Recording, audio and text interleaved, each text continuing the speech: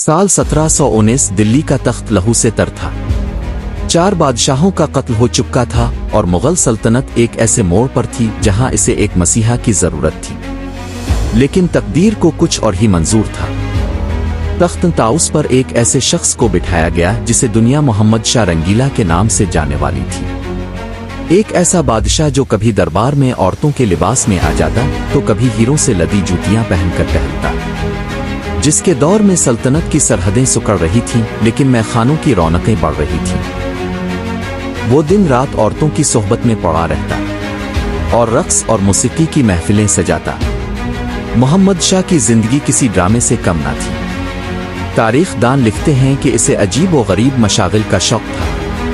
कभी वो बटेरों की लड़ाई में दिन गुजार देता तो कभी इसे कुत्तों से इतनी मोहब्बत हो जाती कि उन्हें शाही रेशम पहनाया जाता। कभी वो नंगा होकर दरबार में आता तो कभी औरत बनकर गोद भराई की रस्में करता। रंग और नूर की ये महफिलें इस वक्त मातम में बदल गईं। जब 1739 में ईरान का तूफान नादिर शाह दुरानी हिंदुस्तान की सरहदों में दाखिल हुआ, करनाल के मैदान में मुगल फौज रेत की दीवार साबित हुई। दिल्ली चंद घंटों में फतह हुई। नादिर शाह ने दिल्ली का सारा खजाना अपने कब्जे में किया, यहां तक कि जब रंगीला को कैद करके बादशाह के सामने लाया गया तो नादिर शाह ने रंगीला को पगड़ी बदल भाई कहा और उसके सर से पगड़ी उतार कर अपने सर रख दी, जिसमें हिंदुस्तान की शान को हैनूर हीरा जड़ा था।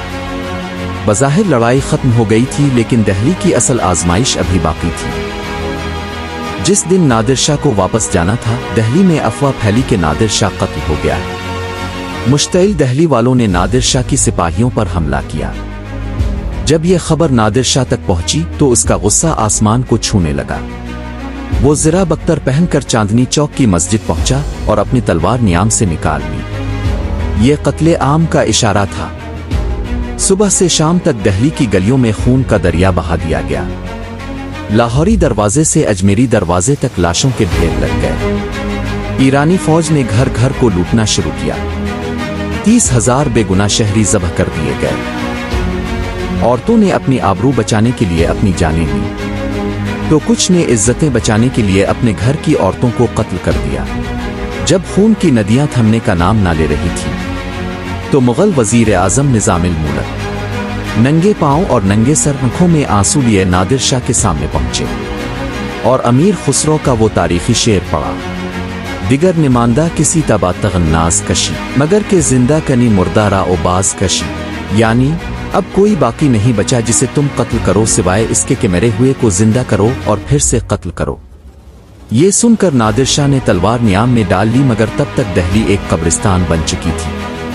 नादिर शाह को हैनूर तख्ते ताउस और मुगलों का वकार लेकर चला गया और पीछे रह गई एक ऐसी सल्तनत जिसका सूरज हमेशा के लिए गुरूब हो रहा था। दिल्ली की तबाही का असल जिम्मेदार कौन था?